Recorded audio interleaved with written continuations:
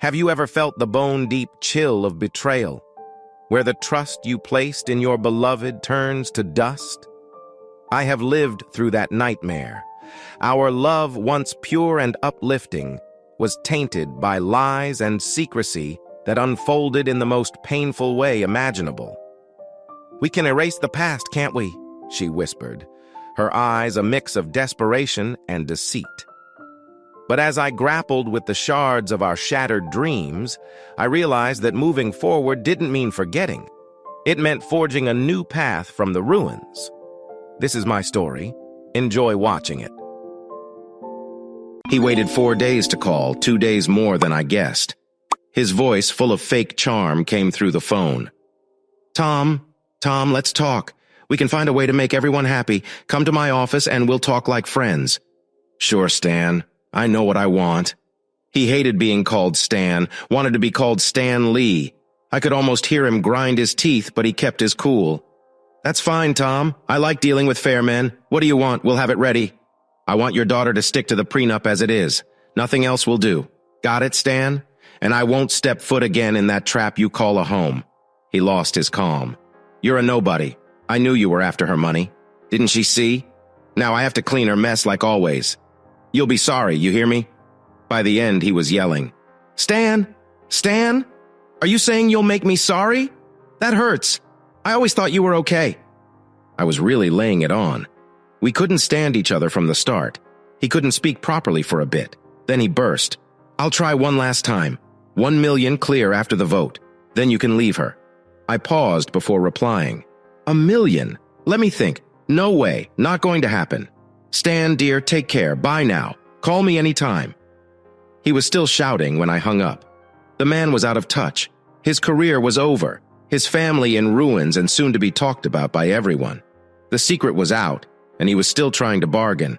Right after, I sent 3 copies of our talk to safe places. Better safe than sorry.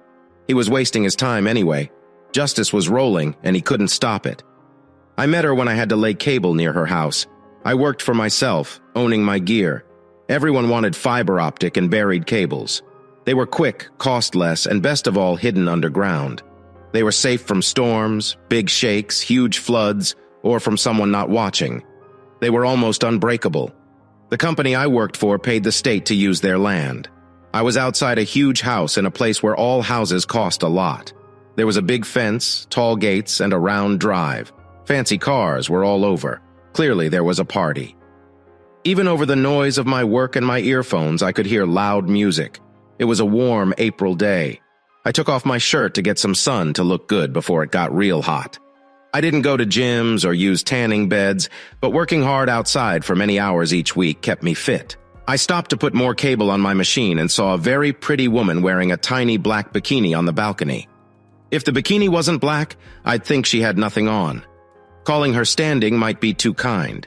She was moving a lot and then fell over the rail. I couldn't believe it for a moment. Then I ran over. I found her in the bushes under the balcony. She was cut up. She was also very drunk. I tried to help her up. She screamed when she tried to stand. I sat her down softly. I checked her and saw her left ankle was huge, and she cried out when I touched it. I made sure she was okay and went to the front door. I hit the bell and knocked hard, but no one came. I couldn't get around the house because of the fence. I went back to her.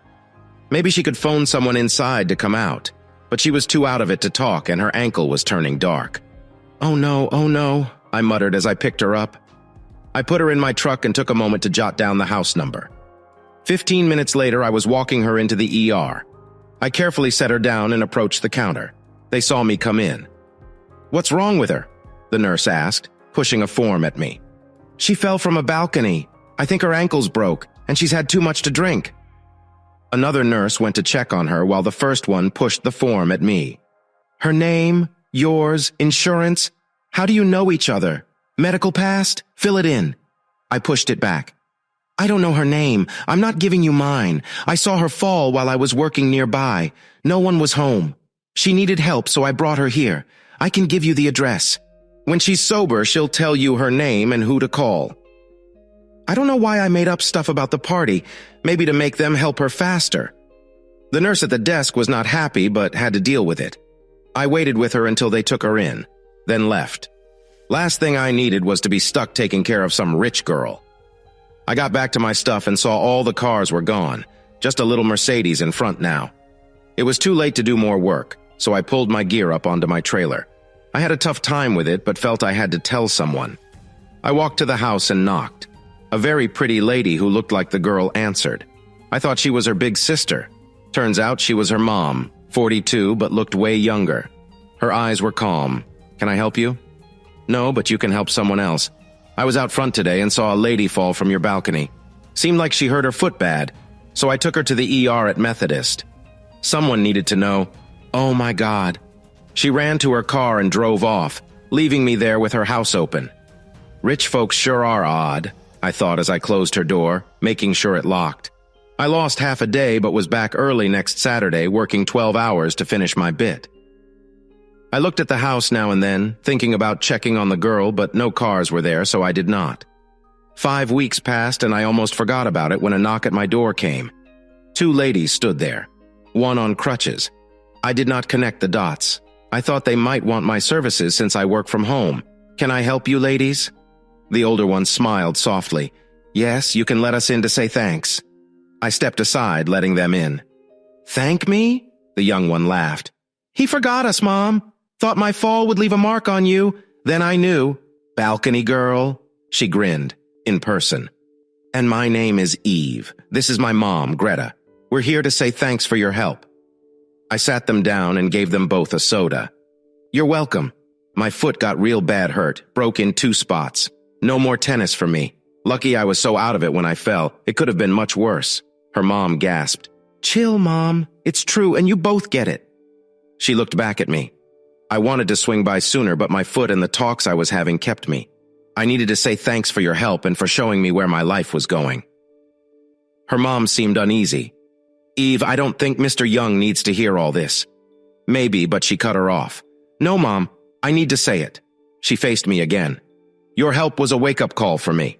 My place was full, over 30 folks when I took the fall, yet no one checked on me. Mom cleared them out when she got home. She didn't know I was hurt till you showed up and I was in the hospital. Apart from the broke foot, I got a concussion. My blood alcohol was sky high, nearly poison, and they found an STD. Waking up in the hospital, I was clueless about how I ended there, what was wrong or for how long. Mom came after a bit. She'd been there for ages doing paperwork. When I woke, she stopped. Mom didn't want me sharing this, but it mattered to me. You should know. I needed you to see who I became. Couldn't move for 10 days. I was stuck. Gave me lots to think about. Went into deep counseling. Just shy of rehab, I found out a lot about me. Stuff I didn't want to face. I'm trying to change, to be better, and it was a stranger's kindness that helped me start. That's what I wanted to thank you for." I looked at the women. They waited, looking for me to speak. All I could say was, "You're welcome. Anyone would have done it. And I'm happy you're choosing to be better. We all need more of these, for sure. How did you find me, though? I didn't tell anyone at the hospital where I was, and your mom and I, we didn't swap names." Then she laughed for the first time. "I was in your shirt, remember? Something else? Thanks for the swimsuit. It was revealing, wasn't it? Not much cover there. In fact, a tiny bottom. And every move made her, well, come out of the top a bit. I had an extra shirt with my job's logo and contact info in a box on my trailer. T-shirts are like signs you wear, and they got me some work. I always have a few to hand out. I got out a big one and helped her into it. It was long and kept her covered." I smiled. "Yeah, I forgot that one. You're welcome." Her smile grew bigger. "It's now what I wear to bed." She and her mom got up. "We'll let you go now. Thanks again." She was near the door and then paused. "Oh, I almost forgot. My dad wants you to come for dinner with us Saturday at 7 sharp. You know where we live." They were shocked when I said no. "Sorry, ladies. I can't this Saturday. Got something else. But thanks." They stood there, open-mouthed. Then Greta said, "Do you know who my husband is?" "No, ma'am. I don't know your last name." She laughed a bit. "It's Wallace. My dad is Stanley Wallace. Like Stanley Wallace, the big guy at the State House. Sure you can't make it?" "Kind as your invite is, what I've got to do can't wait. Maybe another time with more notice." Greta looked stunned. Her daughter laughed. "Mom, can I tell Dad? He won't like this." Eve took my hand. "Thanks for everything. Maybe dinner another time?" I think you're interesting. I'll let you know early. Promise. By now. Before I could blink, she kissed my cheek, jumped into the car, and they drove off. It was odd. Her scent lingered on my cheek. It was nice. I was messing around in the garage getting ready for my trip when a cool Mustang stopped in the drive. She got out. Need some help? It was Eve. I handed her the crutches. Sorry, don't want to make you late. I planned to be here earlier but got held up. Can we try again? How about lunch with my folks next Saturday? Why not? I'm in. Just tell me when. And just so you know, I'm not going out tonight. I had things to do. She watched me as we talked. This thing you gotta do. Can I join? I thought about it. Nah, you might not like it, and I'd have to keep you happy, which would ruin my fun. Please. I knew it was a bad idea. Fine. We might be out all night. Still want to come? Her eyes sparkled. You're not gonna hurt me, right? Then yeah, I'd love to come. It sounded like a big deal. Call your mom. Tell her you won't be home tonight. She looked shocked. I'm 22. I don't need to ask. I know, I said. It's just nice so she doesn't worry. She seemed new to the idea, but called. Mom, hi, I'm with Mr. Yunt spending the night. Didn't want you worried. Huh? Okay. She gave me the phone. Thanks, Mr. Yunt. First time she's told her mom her plans in years. Where to? I won't spoil it. Just know it's quiet, hidden, and safe. Have fun, I guess. I had a bit of a detour because my girl can be a handful at times. I stopped at a Walmart before we hit the road. I just needed a few things. Won't take long. Back in 15, threw the bags in the back of the truck. Took us nearly an hour to get there. City lights far behind. Stars seemed brighter. I pulled up to a house that looked like most around here, white with dark shutters. An old man, thin but lively, came out. Hi, Uncle John, just stopping by. Anyone else come yet? You heading over? Ron and Cassie with their little ones. Bob made it. Junie couldn't. Fred, Celeste, their kids. Most folks are there already. No, staying here feeling my age, he said. But then I spotted her car out back. Too old or just had a better plan, huh? I called out louder. How's it going tonight, Marie? A voice inside answered, So, Tommy. You better head on up and quit bugging your uncle. We've got things to sort out. Uncle John's face turned pink, and I told him to enjoy his night and hopped back in the truck before he could ask about who was with me. We went up the hill, stopping at a big field.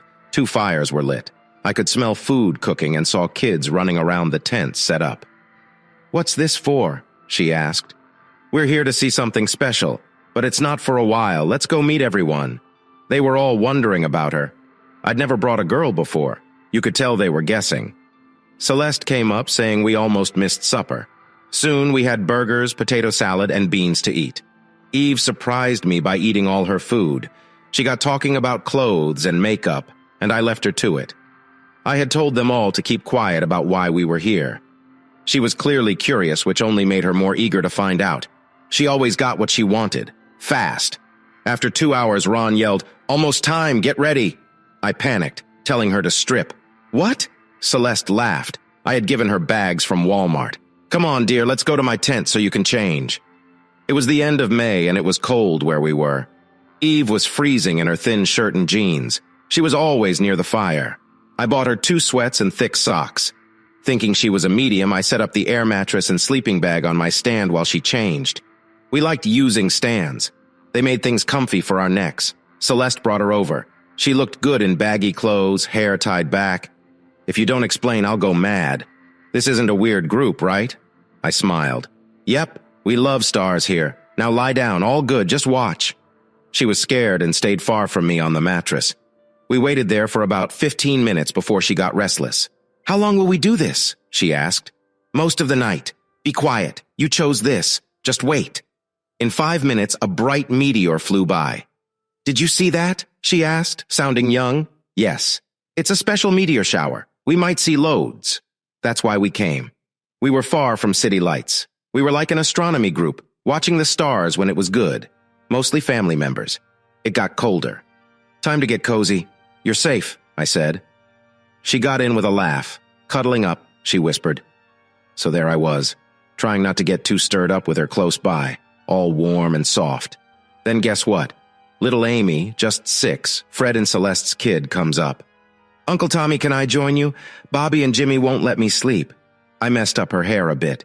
Sure thing, kiddo, but I've got company. If she's cool with it, come on. Amy put on her cutest voice. Please, Miss Eve, I'll be quiet and still, promise. Well, Eve just melted right away and let her snuggle in. She zonked out fast, and then Eve did too. Waking up to the sun, I saw them, all cuddly. Amy's head was on Eve's shoulder. There was Celeste, all smiles, snapping pics. She put a finger to her lips. I tiptoed out and followed her to where breakfast was getting made. She flipped through her photos, showing off a real nice one. Look, you're all looking like a family. It was a sweet shot. Eve in my arms and Amy right there with us. After, I hit the bathroom and got a quick shower in our makeshift spot, made from big barrels and heated up. You got 20 gallons max, pulled right from a spring nearby. Dressed, I headed back. Eve was up with Amy on her lap. Amy's the smallest of four, the only girl, always trying to be seen. I showed her the shower spot, handing her a clean set of clothes. Got no extras of the small stuff, I joked. She laughed off, saying going without was fine by her. Amy didn't get our joke, but was all in for showering with Eve. They came out all laughs. Her mom asked her why she was giggling. She had to get close to hear the answer. Me and Miss Eve are not wearing undies. She spoke loud enough for some to hear, and Eve blushed happy for a bit. She then got busy with Amy's hair. We all had breakfast like a big family. Eve shared how we met, skipping the part about the party. She said she fell from her balcony while I was around. By her end of the story, it sounded like I fixed her ankle by myself. Amy looked up to me like a hero. She was as clear as a little kid when she shared her thought. You know, if you and Uncle Tommy got married, you'd be my aunt. That'd be so cool. I let her down easy. That would be awesome, dear. Maybe I'll marry him just to hang out with you. But he has to ask me first, and we're not there yet. But he's good as a sleep buddy. He doesn't snore, nor does he steal all the covers like someone else here last night. Amy got all puffed up. I do not snore, he teased her back. You do. You sound like a cute, chubby pup. That made her feel a bit better, especially when she said she could call her nanny. Will you come watch the stars and sleep with us again, Nanny? She looked at me. I'd love to, dear, but it's Uncle Tommy's call. If he says I can, I will. Amy came up and pulled my beard. She's done this since she was 2 to get my eye when I didn't listen. Can she come back next time? Please, Uncle Tommy. I looked at Eve. She looked hopeful. If she says yes when I ask her, I'd be happy to, Amy. Celeste, Eve, and Amy smiled like they knew it was going to happen. I had to talk to my sister-in-law, and she didn't like it that I was still not married. When we got to my place, she went for another shower. She came out in the same jeans and t-shirt from yesterday, her hair and makeup done. She noticed my frown. What? Nothing. Not for me to say, I told her. She pushed. Now I want to know. Tell me. I let out a sigh. You're very pretty. Why cover up with so much makeup? I waited for her to get mad, but instead she looked like she might cry. Then she gave me a sweet kiss. That's one of the kindest things anyone's ever said to me. Thank you. All I could say was, you're welcome, as she limped to her car. I helped her in. This cast comes off next week, then I have a month of physical therapy. Should be back to normal after that. Thanks for last night. It was great. I'd like to do it again if you do. Don't want to let things get dull, right? She took my phone, added her number, told me to call, and left. I thought about her all week, but didn't call. Our worlds were too different. Online, I found out her dad was a big-time politician and they were very rich. She had a big trust fund and her family was worth almost $50 million. She was way out of my league. Too bad, I really liked her. Thursday night, she called, sounding annoyed. Why haven't you called? Forget it. Remember, lunch Saturday at 1. My dad hates waiting. She hung up before I could say anything. I thought about using my work truck, but chose my car instead. It was an IMG Midget, a small British sports car. It wasn't expensive, but I liked it. It took me 4 years to fix it up. For a tiny engine with just a bit over 50 horsepower, it was fast and could turn quick. I had never taken it out in the rain. It was parked right outside. Nice ride. Yours. And you look sharp. I had seen my barber that day. I say barber, but my sister-in-law Celeste is a top hair cutter. When she knew who I was going to see, she joked she'd come with her big shears if I didn't show up for a cut. She spent 45 minutes on me before she said she did what she could with what I gave her. Buddy, you need to shave that beard off. Makes you look 37, not 27. I wore a neat shirt, easy pants, new shoes. Didn't want to dress up more. She was at the door as I got there. I grabbed the flowers from my car. These shouldn't have. She reached for the flowers just as I said they were for her mom. Her smile went cold. I waited a moment before showing the second bunch. These are yours. Her smile came back. Coming close, she whispered. They're nice. Thanks.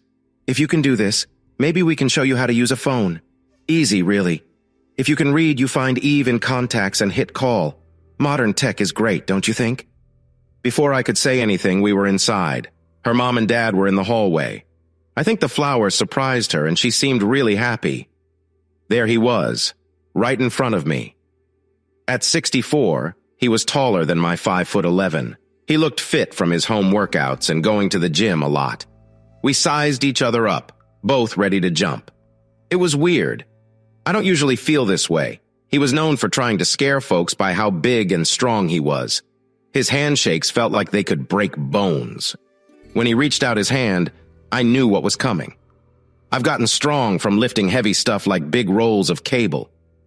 When he squeezed, I squeezed back just a bit harder. It surprised him. I saw his eyes get big, then narrow with anger. Even Greta thought I'd act like the rest and rub my hand.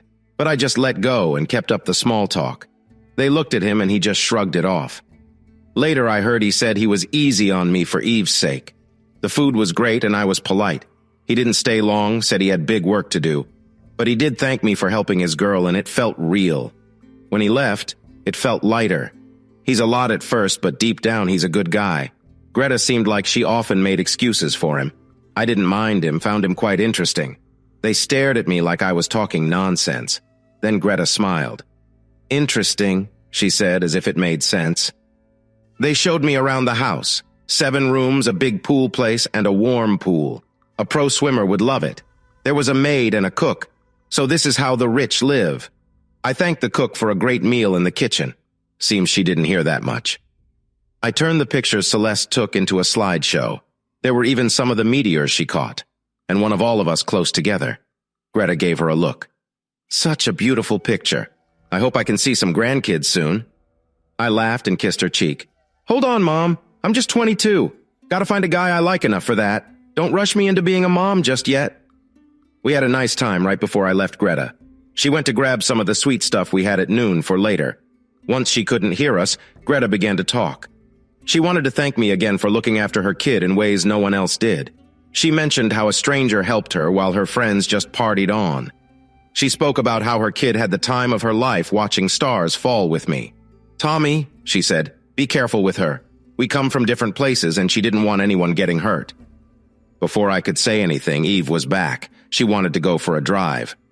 So off we went, driving around for a couple of hours. Then she had me pull over in an empty lot. Why are we stopping? I asked. For this, she said, and kissed me hard. All my thoughts of being the good guy flew away. We kissed for around 10 minutes, and then she stopped us. We either stop now or get in trouble, and I bet my dad wouldn't like me getting caught here, she said. It was time to head back. I think phones should have lids so they can't always see us. I waited until Tuesday to call her. She answered right away. I was giving you one more day, she said. You just made it. Doing something tonight? Sorry, Eve, got work. Just called to say hi. You staying in tonight? Yes, no more going out, she replied, then hung up. So much for a nice chat. I tried calling back, but got her voicemail. 25 minutes later, she was at my door. I helped her inside with the ice cream she brought over. For someone who was supposed to be okay, she seemed pretty out of it. What are you doing here? I asked. She flashed a big smile. You're staying in, so I came to you. Now, hand over the remote and let's have that ice cream. Since I made the trip, I got to pick the movie. She chose a love story on Netflix, Under the Tuscan Sun. I liked it more than I thought. I got her a drink and more ice cream, then I helped her to the bathroom. I don't like stopping movies since I'm used to watching alone, but having her there made it okay. By the end, she had tears in her eyes. She leaned on me, holding my hand tight. We talked after. She finished college, majoring in art. I surprised her with my Van Gogh prints, Starry Night and Sunflowers. I'm big on Van Gogh. Turns out she didn't expect me to be into art. I really like Monet too, but not as much. Not a fan of Dali or Picasso, but I do like many American artists. The Wyeths, Whistler, Georgia O'Keeffe, and Rockwell. For a happy vibe, I go for Rodin and Remington sculptures. She was amazed as we chatted about art and more till midnight. As she was leaving, she asked, "Do you have a nice suit?" "Great. What about Friday?" I may have made it sound weird. Only if you're free, the art museum in the capital has a special event. They're showing Monet's works, traveling around the country. It's a preview for certain guests. My family always goes, and this year it's my turn. It'd be nice to have someone who gets it. Please come with me. She saw my hesitation, but I couldn't say no. "Next date you pick. If it's as good as this, I'll be impressed." Before I could answer, she kissed me and left. I called Celeste, who helped get Eve for a nice suit by Friday. She said we should take my car. It was my first time letting someone else park my car, and it was pretty obvious. "Don't worry, they won't scratch it while having fun with it," she joked, seeing how I looked. "Your car's in good hands. These folks know their stuff. Now let's go talk to people." I knew a lot of the faces there, big names in our place, and was a bit shocked. They were all nice to chat with. She then introduced me to a lady around 50 or so, and we ended up talking about if Van Gogh killed himself or if some young lads who didn't like him much shot him by mistake. A bit later, I realized she had left. I felt bad for not paying her attention and found her talking deeply with two guys, our age. She noticed me looking, and I think she saw I was a bit jealous. She tried not to smile too much coming back. "Who were you talking to?" Her smile grew. "Just an ex or two." Then, "Did you like Vivian?" Trying to hide my jealousy, I said, "She seems really smart, and she looks a bit familiar. Is she with someone famous?" Now she was all smiles. "No, but her husband is. She's the top judge in the state. I hear she was fierce as a lawyer. Lawyers get nervous, but feel proud to talk in front of her. She's known for being tough." "Well, I just thought she was nice," I said. Suddenly, Vivian came over, surprising everyone by kissing me on the cheek. "Thanks, Tommy. I've been called many things in my job, but that was one of the nicest." She looked at Eve. "Eve, my dear, you and this kind man must come have dinner with my husband and me soon." She handed me a card. "Here, in case she forgets my number." The camera lights kept blinking as photographers snagged pics for the news and big mags. Eve was super excited. All she talked about on the way back. "Dad's gonna be mad. He's wanted alone time with her for so long. You must have stood out a lot. We hit the front page of the art and social news all over the state. The art news called me a local critic because Viv said I had a good eye and a joke to a journo. They got a pic of her kiss and lots of photos of Eve and me, both together and alone. The society news had us in it too, with some pics in big crowds. They got it right that I'm a local biz guy and guessed about me and Eve. My fam found it super funny. Eve told Celeste she'd call me her boyfriend if anyone asked. It made me happy. We hung out a lot. She came by my place a few times a week and we went out every weekend. I was starting to fall hard but didn't want to. Our worlds were too different. But I never tried to end it. Celeste and Eve got close, so when she wanted to bring Amy out with us, she said yes. I was the last to hear, as always. It was my turn to pick the spot. The State Symphony was in town. I mentioned it and she told me not to sweat tickets. Her fam helped support them, so free tickets were a thing. Eve took Amy and Celeste shopping for a dress the day before. Celeste felt a bit weird at first. She wasn't used to those fancy shops. Amy was having the time of her life. She showed off and got not one but 3 dresses. Eve wouldn't hear of Celeste paying, said it was on her. They had lunch at a nice place he liked a lot. Amy was happy. She hadn't told me who was coming with us, just that it was someone she cared a lot about. Celeste and Amy came over, all laughs, an hour early. Eve quickly took Amy to another room, leaving Celeste with me. "Did she tell you yet?" She was all smiles. "Tell me what?" I said, fumbling with my tie. She came over to fix it for me. "Did Eve tell you she loves you yet?" I was glad she was doing my tie. I would have messed it up. "No, and I think you're wrong." "No way!" She laughed, fixing my tie better. "She loves you. You love her. Don't argue. I see how you look at her. She's amazing, pretty, rich, and loves you. It doesn't get any better." She saw the look in my eyes. "That's just it. She's too good for me. All I have is myself and maybe a not-so-great life to offer. She'd get tired, right?" Even if I loved her, it couldn't work out. Just then, Amy ran in looking great. She wore a simple yet chic black dress and pearls. Amy seemed like her little copy. Her dress was simple but pretty, with a sash and a tiny gold locket.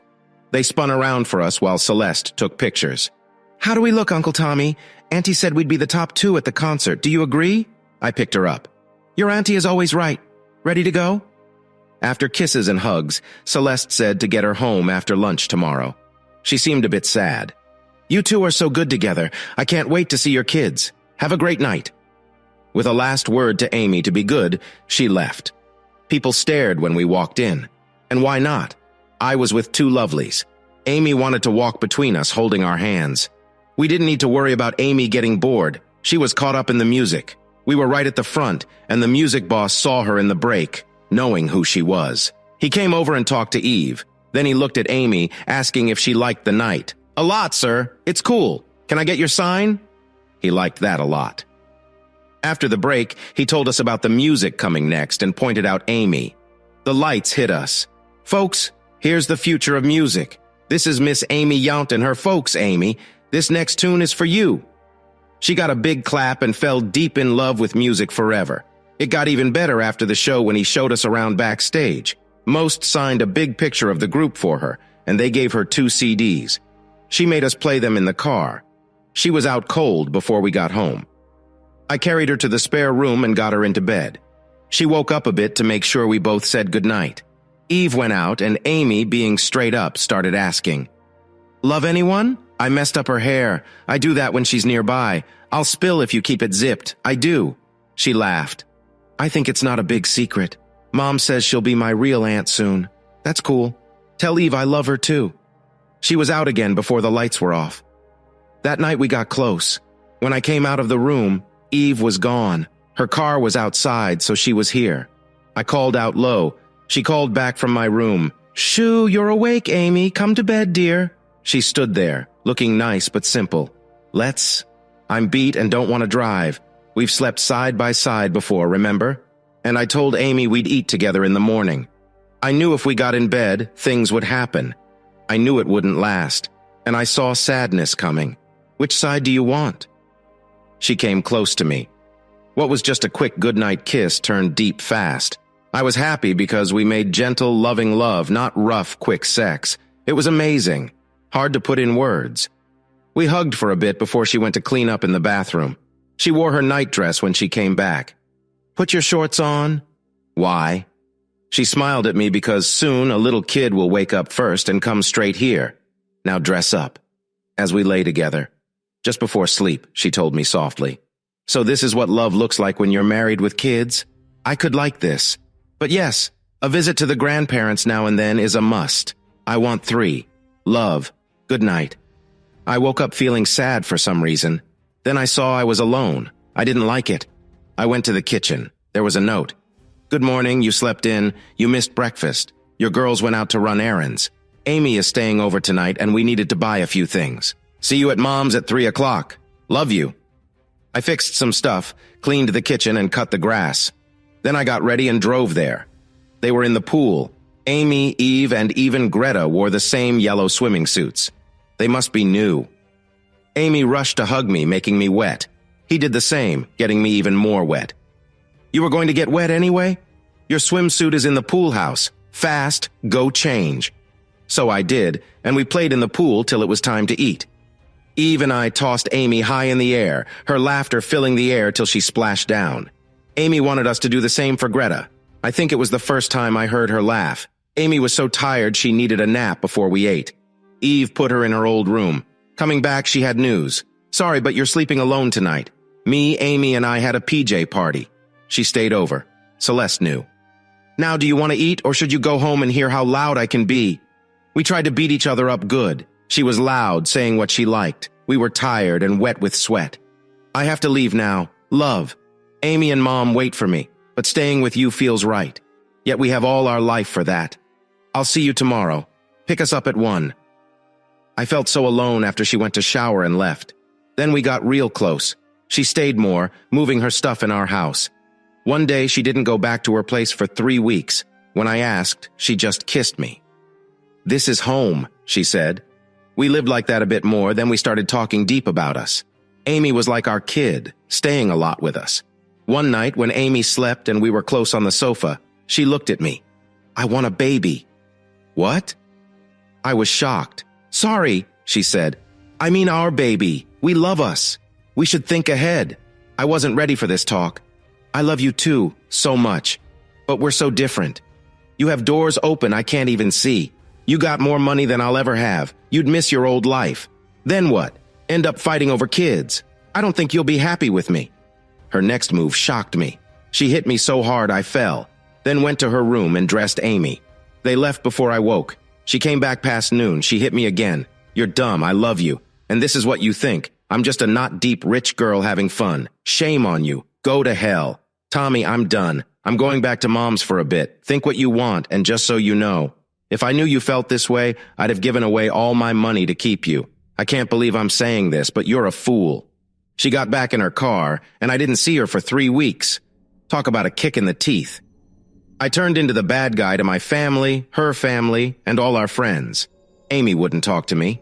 It's not every day a Supreme Court justice gives you love advice. I get now how she got her tough rep. In simple words, it's not against the law to be a fool. But I'm searching for a way out so I can make it up to her. She came to me, wanting to give away her riches, just to be with you. I've always looked up to you, Tommy. You're straight up, honest, a good guy. Don't let me down because you won't follow your heart. Go to her. She'll take you back in a heartbeat. Please, Tommy, I thought it over for a few days. Then I went shopping and made some plans. I called Greta asking if I could visit. She wasn't pleased. Sure you want to see her? You know my man hates you, but even he's sad about you two splitting. She just stopped crying. I warned you not to break her heart. But you didn't listen. You made her love you. I was starting to look forward to having grandkids soon. I begged, I pleaded, and finally got her to agree. She had Amy answer the door when I arrived. She wasn't expecting me and looked shocked to see me on my knees. "I'm here to beg you back into my life. I'll do anything. Please give me another shot. From now on, everything I have will go to making you happy. Please forgive me. And if you do, will you marry me?" I held out the ring, scared to look up. After a bit, I couldn't wait anymore and looked up. She was gone. Well, I tried my best. Greta got me before I could leave. Vivian was right. I was silly. "Come inside now. My girl is upset and you need to fix it," she said, trying to look mad. But she was smiling a bit. When I went in, she ran to me so fast we both fell down. She tried to kiss me and talk at the same time. "I love you. Let's get married. I love you. Here's a ring. I love you." I took it from my pocket again. She put it on and told me, "I swear in front of my mom and God I'll never take this ring off as long as I live. Never." Her dad was very mad. "I say no. He just wants your money. You can't marry him. Do you get it?" But she was strong. "It's not for you to say. I'm old enough and don't need your help. You don't have to like him as long as I do. Watch it. If you mess with him or try to scare him, I'll leave, married or not. And if I leave, your money for your campaigns leaves too." I didn't know back then, but he always got a lot of money from her for his political stuff. Losing that money would be bad. She couldn't really use her money until she was 25, but she met with those who helped her with it a lot, and they listened to her to keep the money. When she could fully use her money, her grandpa had made sure her dad couldn't touch it. He couldn't let us be and tried to split us up. It was tough because all I did was work and go home to Eve. When her dad tried to get me with another woman at a work picnic, it was too much. It was so clear. It was sad. No one knew her. No one knew why she was there. When she started to follow me, I freaked out. Eve couldn't make it. She was busy with charity work and a budget meeting. I got a buddy who was filming his kids to snap some shots of her. She was dressed nice, but not too flashy. She kept close to me, touching me lightly now and then. I pretended to be into it and suggested we go to a quiet gazebo to talk. Before we even sat down, she was showing more skin than I expected. I turned on the video on my phone. "I bet you have someone filming this, so you won't mind if I record too, right?" I signaled to my friend who stepped out from the trees with his camera, just to get another view. She looked scared. "Now put your top back on properly. And listen, you tell Stan this isn't funny anymore. I'm serious. Ask him how it would look if the news got out he was using girls to try and mess up my plans to marry his daughter. If he's doing this, what else has he done to get his way? I might not have much, but I'll dig into it. Pass that message to him. She denied it all, of course, and then threatened. She said she'd tell people I tried to make a move on her. I told her to be quiet. If you didn't know her dad, how did you know her name? If I were you, I'd stop now. Go back to Stan and say it didn't work. I showed Eve the video, even the car's tag number she drove. It was a rental. The woman was linked to an escort service. A few quiet calls later, we talked to the owner of the service she worked for. Turned out, she and Stan had a past. When I told Eve, she lost it. He was at work in the Capitol when he got the call. You jerk. Screw you. Don't come to the wedding or reception. Don't call. Don't visit. If you're real lucky, I might send you a snap of your grandkids once a year. And you gotta start asking around for campaign cash. It's all gone now. Maybe I'll chat with the local paper about how great a dad you are. Maybe show them a video. It really shook him up. It took 3 weeks of saying sorry to calm her down, and he hated me more for it. He was all in for a prenup. And for once, I said yes. You're upset. We don't need this drama. We'll be together always. I know you wouldn't harm me, I convinced her. It's just paper, love. We won't need it. But it tells everyone I'm here for you, not your money. Her dad had his lawyers send it to mine. I trust him. He handles my business stuff. He rang me up. Seen it yet? Nope, just spill it. He sighed. It's 30 pages. In short, if you split, she gets it all. Her cash, your business, the kids. And that's just for starters. What now? I went to see it, took a copy, and sent it back with "No way in hell" in big black ink. I showed Eve. She was speechless for a bit. When she was okay, she asked if I thought she okayed this. I laughed. Not a chance. She said she'd get a new lawyer to do it right. The air was thick between her dad and me. I wanted peace, so I wrote my own prenup. Less than a page. My lawyer put it in fancy words, and I showed it to her folks at lunch. If had seen it already. It was simple. If things end for reasons not about cheating, we each take our own stuff back. Stuff we got together, we split fair. 50-50. If kids were around, we'd need a fair way to sort out who gets what. Both sides had to agree with the umpire's call. No fighting it out in court later. If someone cheated, they'd lose rights to kids, stuff, or money they brought in, unless they said sorry in public like the other wanted. Greta liked the idea. Stan blew a fuse, but it was too late. The deal was done. Boy, was it the biggest wedding the town ever saw. We used the big hall because no church could fit everyone. 500 guests came. About 40 were mine, mostly kin. Eve brought along about 80. The rest were buds of her dad. Greta whispered to me later it cost around $200,000. Celeste was a helper. Amy threw flowers. Vivian helped run the show. Off to Cancun we went for 3 weeks. Came back sun-kissed and worn out. I thought she'd be mad. Every time we tried something fun like diving or riding horses, she'd glance at her ring, and soon after we'd be alone in our room or any hidden spot, close as can be. Then came the serious chat about her wealth. I told her straight, I knew I'd never match her riches. Though I was open to enjoying it for trips, learning, or making life nicer, I didn't want to rely on it always. What mattered to me was my work. I was proud of my small biz. I moved out of my tiny house, handing it over to a cousin. Her folks' wedding gift was cash for a new place. Her dad had chosen a house just 3 doors down from theirs. He was mad when we said no. It was huge, even bigger than his place with 8 bedrooms, a media room, and more. I liked it but didn't love it. She knew her dad had picked it, which meant a lot to her. We found a small piece of land 20 minutes away, and I let her choose what she wanted. The land was a bit hilly, and she was always talking to the builders. It had 4 bedrooms on the top floor and a big basement made of brick and stone with 2 fireplaces. She talked about every part with me to make sure I was okay with it. She spent a lot of time planning the basement. It would be for our kids, a place to play and watch movies. She already thought about birthday parties and sleepovers. This made us talk about how many kids we wanted. "How many do you want?" she asked. "As many as we can handle with love," was what I said. She smiled big, so I guess I said it right. "I think having too many might be tough. How about we start with 3 and see?" She wanted to start a family right away, but I asked her to wait a bit. "Let's just enjoy us for now," I said. "We both know once we have kids, they'll be our main focus. What we want will come last. And that's okay. But just for a bit, I want us to be us." I must have said something good. By the way, she showed me love that night. Eve usually took charge in our intimate moments. I wasn't new to this, but she had more experience. Right after we got engaged, we had a big chat about it. She was the one to bring it up. I need you to know everything. You saw how I was when we first met. I was wild and didn't care much. My mom was great, but not strict. You know how my dad is.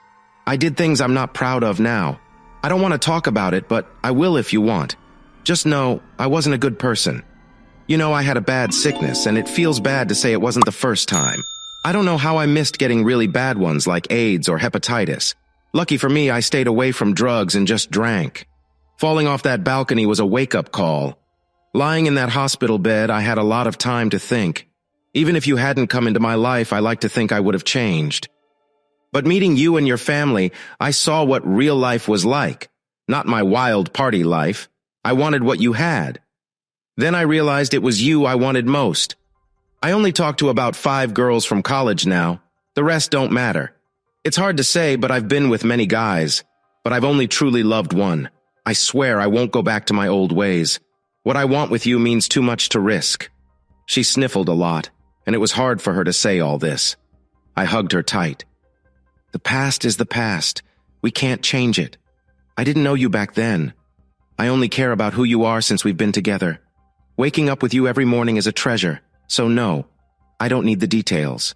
They don't change who you are now. That's all I need. And that's how it was for 3 years. Her dad was full of big dreams. He had been Speaker of the House for 2 terms and now wanted to be governor. He and his team spent 3 years getting ready. The week he was about to announce, he even had me over for dinner and told us his plans, saying he needed his family's support. He looked right at me, and even though I wasn't his biggest fan, he was a skilled politician and had passed laws that I liked, including one good for small businesses. If that's aimed at me, Stanley, I'm all in, I said. He smiled. Good, good. I knew I had to sometimes show up with him. He even said we might have to be in ads. Can you believe that? I tried to play it cool. He made my skin crawl. But his girl, I loved her. Okay, if it doesn't eat up my time, I sighed. He promised, just a day or 2, tops. She was uneasy as we headed home, gripping my hand tight. Something was off, but I couldn't say what. Thanks for helping my dad, she told me, but don't let the games of politics win you over. I couldn't bear it. Her words were heavy, but I tried to ease her worry. Don't stress, darling. I've seen enough to know politics isn't for me. It takes too much from you, leaving nothing behind. That's not the life for me. I ended up in some groups by chance. I did a few things to fill my time, but I didn't dive into her world much. Sometimes I felt a bit left out when she was busy, but she was doing important stuff, so I kept quiet. Then, this cause found me, and I couldn't say no. My cousin's kid got very sick as a little one. It was bad, really bad. She was left with a young mind and a grown-up body. She could do everyday things, but living on her own wasn't in the cards. Her folks were all in for her. There was this place run by the state for years. It's a spot where adults like her could hang out and work. They even had rides to get them there. Local shops gave them simple jobs like packing boxes or folding shirts. One place made tubes with holes in the end. Every month, workers got a bit over or under $100. This made them proud to earn their own cash. But then, the government money stopped. The local leaders wouldn't help, breaking a past promise. We had just 1 month to find cash to keep going or face big trouble. Parents might have to leave jobs to care for family, meaning less money and maybe losing homes. I got pulled into a meeting because my father-in-law knows politics, but I stay away from politics. It was clear, though, no one here could lead well. Everyone was worried. My cousin pushed me to speak up. I stood up. Let's stay calm, I said. First, we need cash to last a month. Then we can ask those in charge and the public for help. We talked about ways to make money with different events. Choosing a leader got tough since we were from 2 close areas. Each area wanted their own to lead. Why not 2 leaders, 1 from each place, I suggested. They can work on their own, then meet weekly to share ideas. Everyone liked this idea. We picked 6 people, 3 from each place, and a local shop owner joined too. So, out of the blue, we all agreed on one thing. Tommy Yunt was our pick. A big cheer went up. I paused for a sec, but then said yes. The other guy talked big promises, no real plan. My path was different. This was going to be tough. The leaders had made up their minds, and changing them wouldn't be easy. We had our work cut out.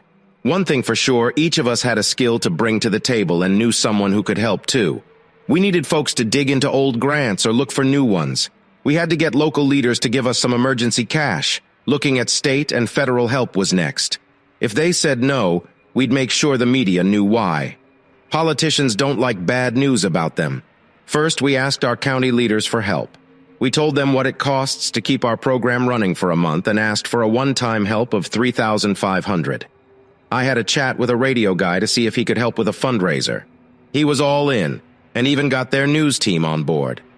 We made sure we were on the list for the meeting and showed up with everyone. Parents, brothers, sisters, friends, and of course all the adults who needed our program. They filled the room. 2 days before, I met with the county leaders, gave them all the numbers to show why our program should keep going. They hinted we'd likely get the help. I laid out our case, using numbers to show cutting the program would cost the government much more. The shock was how much the media got into it. My radio pals were there, plus scribes from 2 local sheets and a TV crew tipped off by my buddy. We hit the 11 a.m. news.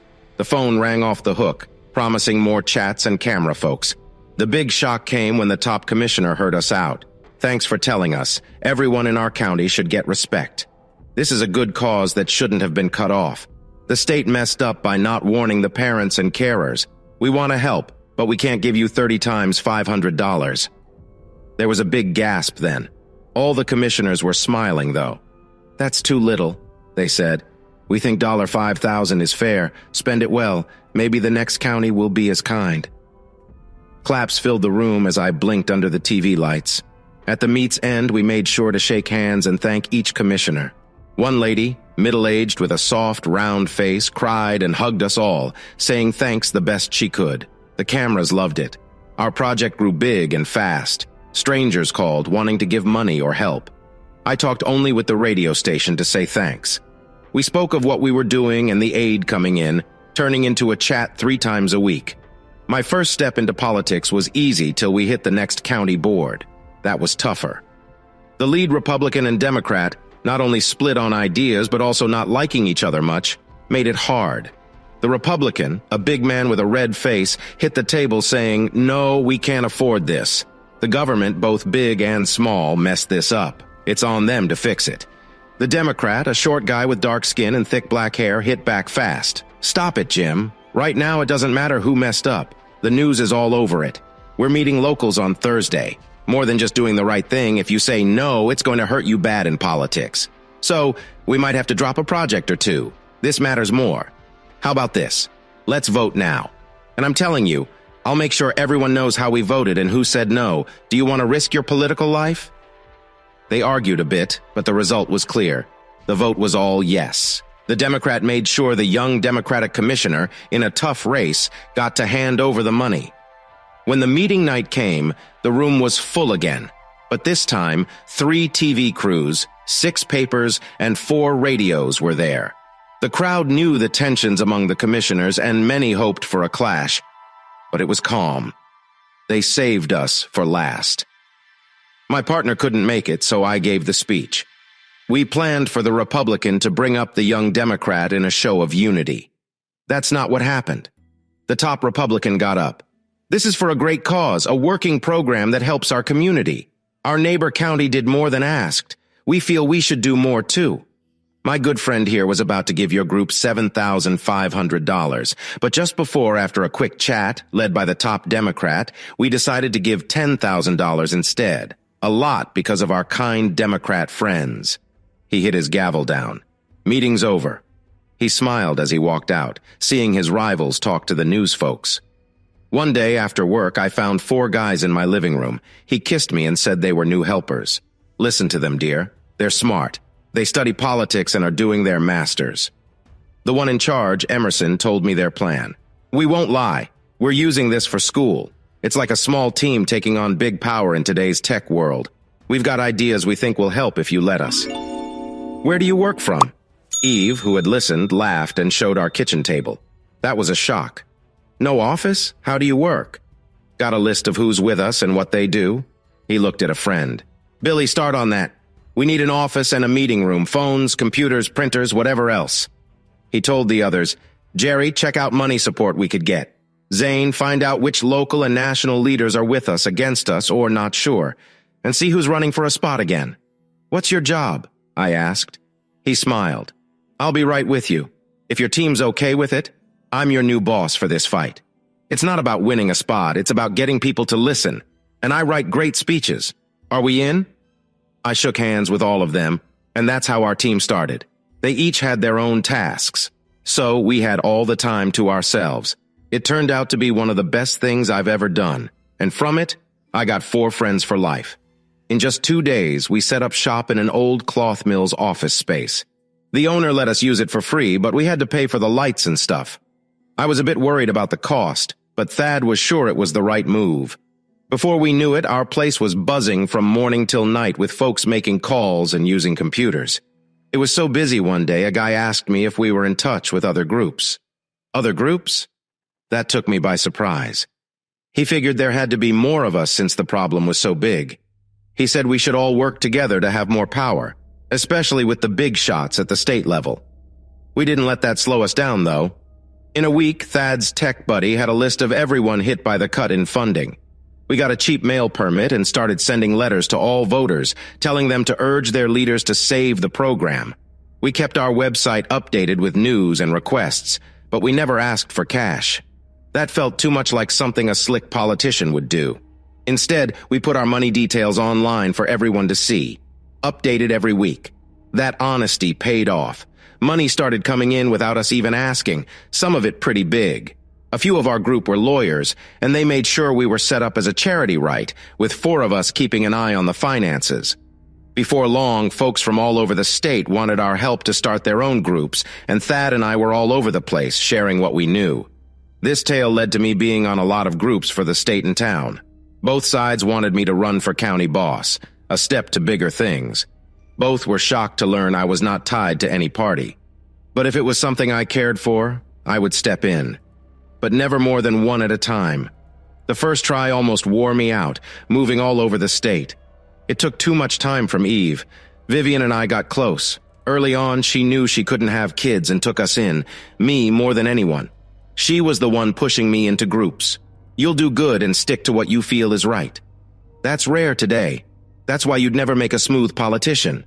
And that's why I love you. Stanley didn't like this and tried to make me sway her. It made him mad when I just laughed and said no. Every year the Capitol had a big Christmas march, and this year she was leading it. So I took Amy, now 9, to see it. We were staying at her place. Amy, being Amy, got her attention soon. So it wasn't a shock when Amy got to ride in the car with her, waving to everyone. Hi, Fred. Later, Celeste and my family teased her, but they were proud. The talkers thought she might be a granddaughter. No one fixed that. The local paper had her photo, called her one of us. Her school friends were in awe. Even more when Vivian showed up at her school for career day because Amy asked her to. She didn't tell anyone ahead. She didn't want to cause a stir. The vote race was getting hot. Still 10 months left, but early counts had Stanley a bit ahead, enough to worry. He was getting a lot of money and was all over the news and papers. My work had gotten much bigger. I sometimes thought it was because of who I married into, the politics and all. But I didn't choose that.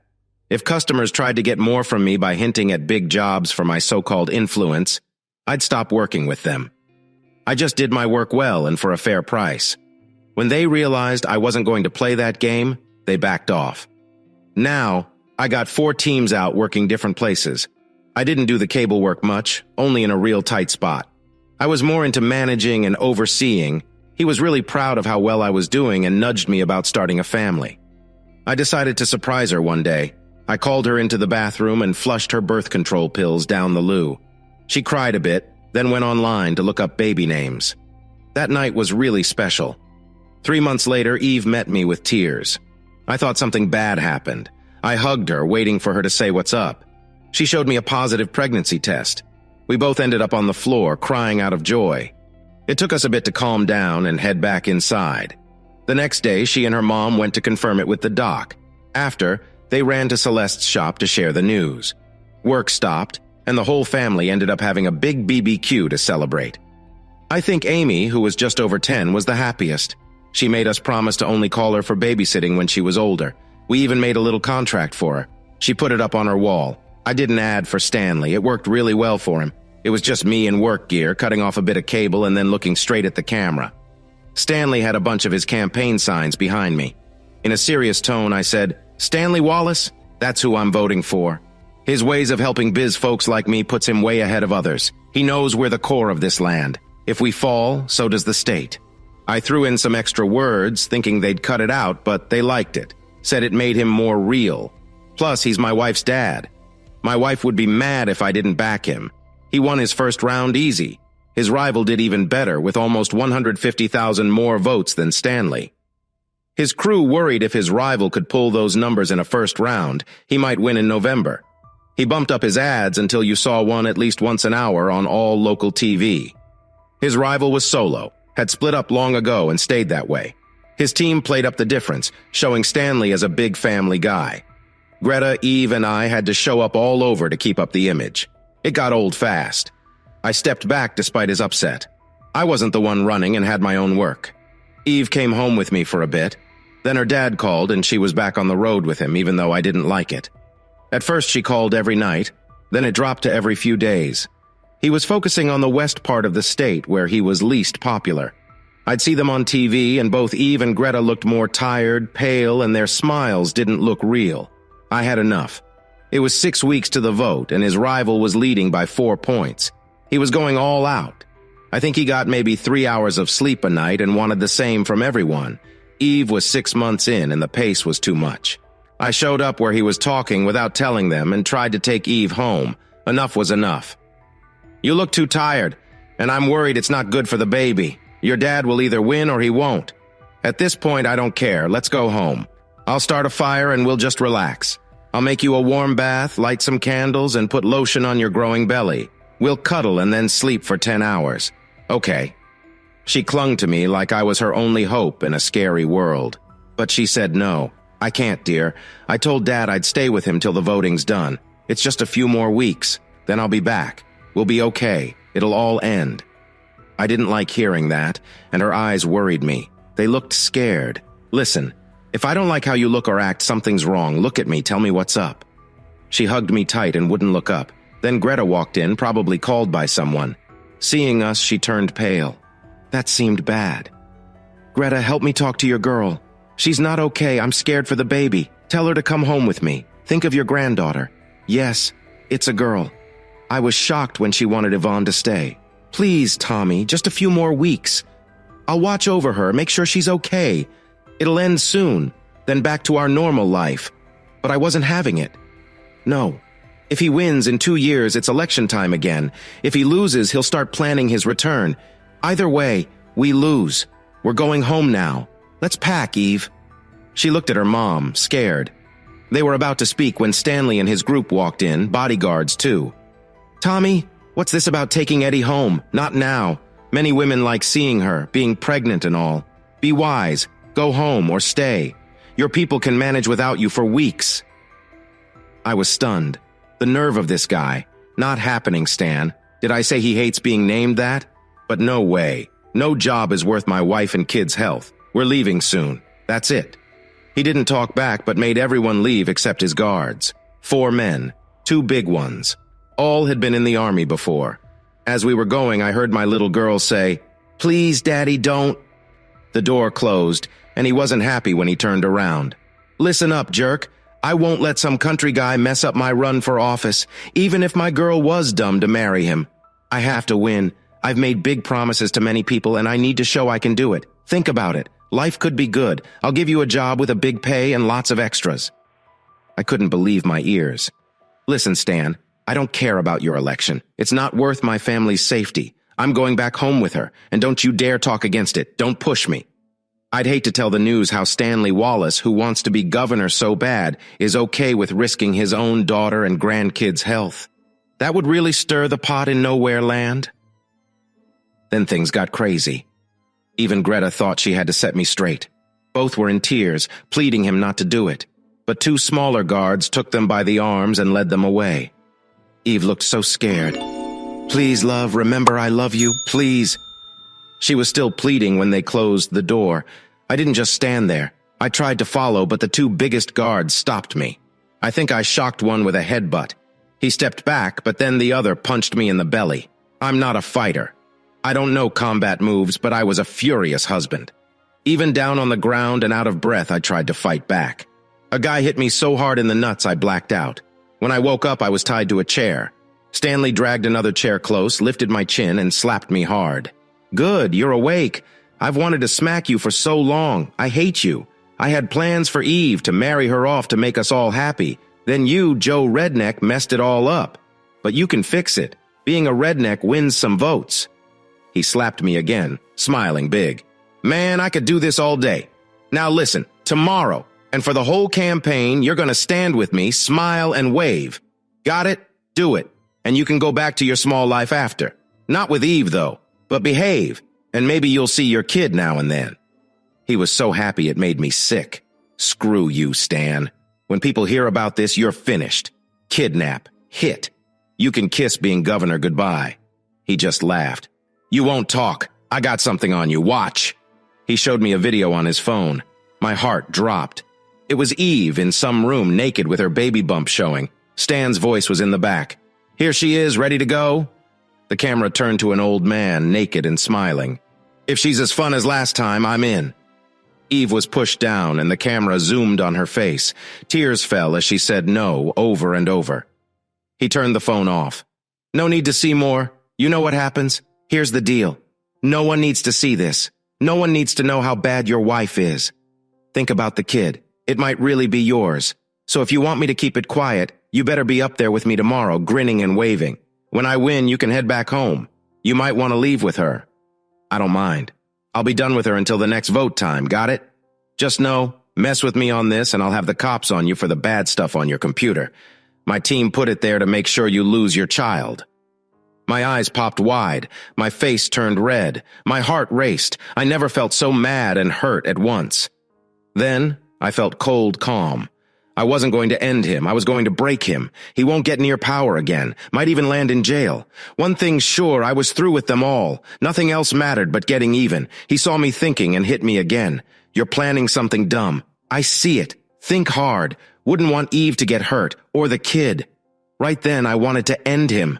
I pictured hitting him over and over, enjoying each punch. If you try anything dumb, I have lots of video. Video your family should never see, popping up online.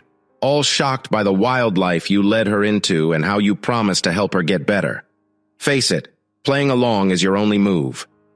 It'll all be done soon, and I'll get you a quiet job far from me and away from eyes. Then he goofed. He hit me hard in the side. We all heard the crack. Pain like never before washed over me. Man, that felt good to him. I was trying to catch my breath, sagging in the chair. They left me there, seeming like forever, but maybe just 10 minutes. One of the guards saw me gasping and the blood on my lips. My rib had poked my lung. I was choking on my own blood. Still, it took them 20 minutes to decide to call for help. They hurt me more, then left me at the bottom of a hotel stairway. After surgery, I was kept under in the care unit. When I woke up, the doctor and nurses acted weird around me. The doctor tried to say I got hurt falling downstairs. No way, Doc, you can tell I was hit. I want you to speak at the trial.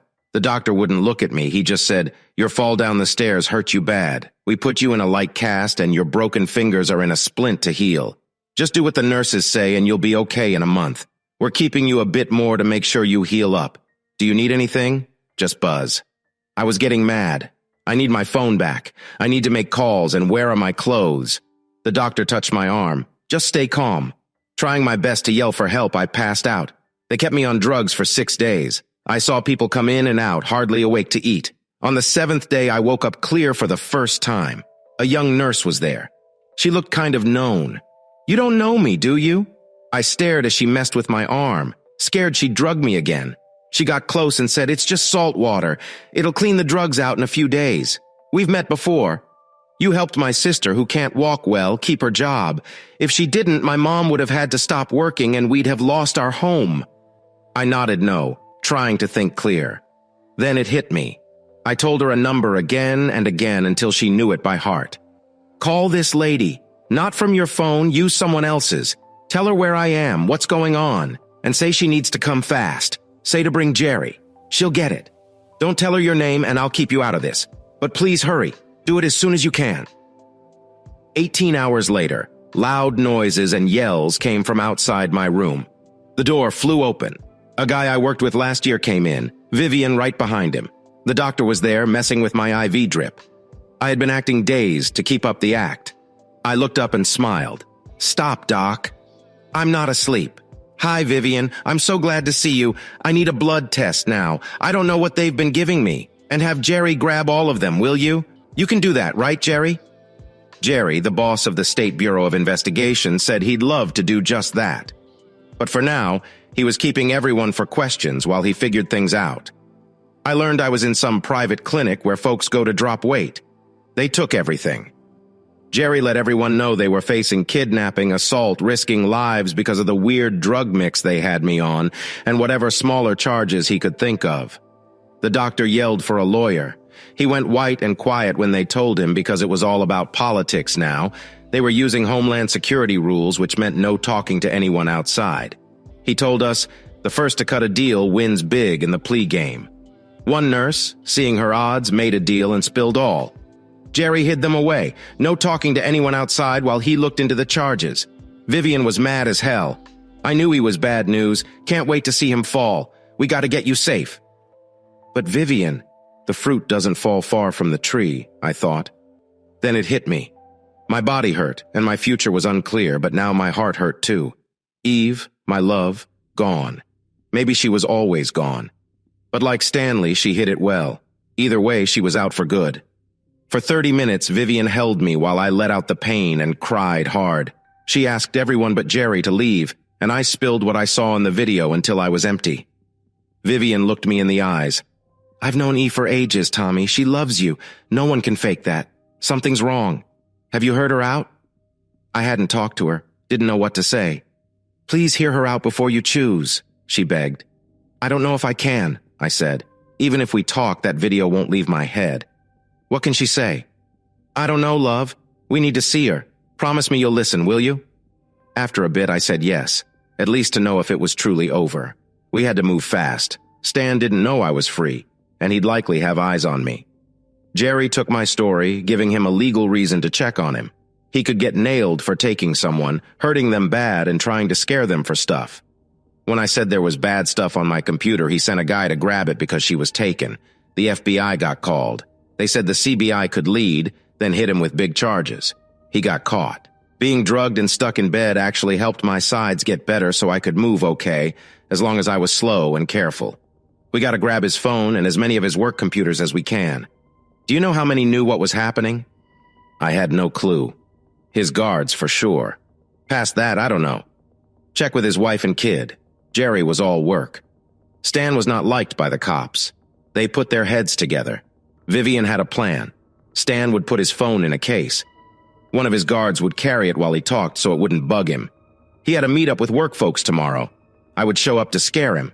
Then they'd jump Stan and his team, take all the phones. They wouldn't cuff him, just say he was being looked into, hoping he'd freak and mess up. The next day, they drove me to the meetup. I was in a wheelchair. I hurt but brought a stick because I wanted to stand. When I saw him, they hid me until he was done talking. The Q&A was fixed. He knew all the answers. They rolled me out at the end. The news folks were packing up. I stood and the agents made room. I limped to the stage edge. "Got a question, you jerk," I yelled. It hurt my side like crazy. "Where's my wife? Out helping your friends. Who's she meeting for you today?" He went white, then left the stage. He was met by 8 agents with papers saying they could search. The news folks were all over him, throwing questions, wanting to know more. I guess Stanley knew his days in politics were done, but he couldn't see it. Too lost in his own world. I was just there, barely seen, until the man with the briefcase tried to bolt. He ran right at me. I had my cane ready. He saw me last minute and tried to dodge. It was the guy who had hit me before. I swung at his arm. The crack of the bone breaking was loud, and the case fell. He still tried to grab it, even with his arm clearly hurt. I caught him by the neck, which ended up bringing him down on top of me. That was a bad move. I felt a rib give way. Pain was all I felt, lying there. The agents were quick to grab him. They grabbed the case and helped me into my wheelchair. There's always an ambulance at big events like this, so help was fast, but not faster than a reporter. He shoved a mic in my face, asking what went down. Stanley Wallace happened, I said. It wasn't him that hurt me, but the cops moved the reporter to make way for the medics. Someone in the crowd knew me and shouted a question as the pain meds started working. Mr. Yount, do you still back Stanley Wallace? My answer was clear. Not just no, but hell no. The guy's bad news. He'd do anything to win votes. He'd go as far as it takes, even if it meant doing wild things to get noticed. I went a bit too far in my words, I admit. Jerry took over and made a statement to the news from the stage then. Speaker Wallace got in big trouble. They said he broke campaign rules, hurt someone bad, made threats, and took someone. The FBI said we could lead the checkup and we'd work with them, telling news as we find it. That's all I could say then. The news loved it. There were videos and pictures of him being taken away. A big mix-up with his guard guy got famous on YouTube, hitting 2 million views in 5 days. TV channels, especially Fox, kept showing it all day long. Stanley hid away, saying it was all lies made up by his foes in politics and a mad ex-son-in-law because his daughter was leaving him for being mean. He kept his ads up till the TV station stopped showing them in 4 days. His chances to win dropped fast. Experts thought his rival would win by a lot. I was kept safe. My brother Fred, a local deputy, was asked by the SBI to guard me because he knew who should be nearby. Celeste, the boys, and Amy came to stay at my place. Vivian was there a lot too. She and Amy took good care of me. One time, Amy caught me holding our wedding photo and crying. I didn't hear her at first. She's 11 now and looks a lot like Celeste. She turned my face toward hers. I didn't have my beard anymore, but it felt the same. She said she knew he didn't do those bad things. And deep down, I knew too. She said she'd come back. Nothing could stop her. Believe Uncle Tommy. Please believe. Then they found bad stuff on my computer. But the feds brought in experts who followed the bad stuff through many places before the track stopped in the state capitol. The computers and phones told us a lot of interesting stuff. Stan was into some bad stuff, holding secrets over folks with video of them in bad spots for years. He didn't have more dirt on Eve, but found lots on Greta with different men looking scared or out of it. His team dropped him like hot coal right before the vote, saying they're done with him. Soon he tried to run, but got caught. His money guy, facing a long time in jail, told on him. Same with 2 guys who were to keep him safe. So many were ready to talk. Jerry stopped giving out deals since she knew something big. She knew where Greta and Eve were hiding. It had been more than 2 weeks since I got hurt. Jerry and her folks looked everywhere with no luck. They were hidden in a rehab place 2 states over, Vivian told me. Even though she didn't want me to, I went with them when they went to get them. Because they were far, the FBI led the charge. They came ready with papers and lots of people, including Jerry and some of her crew. They were just there to help and, if needed, to take them back for more questions. They landed without warning. The boss welcomed them, said he's open but wanted his lawyer there to check the papers and keep an eye. The lead FBI guy knew this was just to slow things down. He told his team to start. Stop anyone getting in the way. I'll wait here for his lawyer. I was outside with Vivian since she wanted to come. When news folks guessed how mixed up I was in a bold move, she talked to them at a press meet. Tommy Yount, to me and all who know him, is a good, kind guy. I think of him and his wife kind of like they are my kids. My husband and I have loved being friends with them for many years.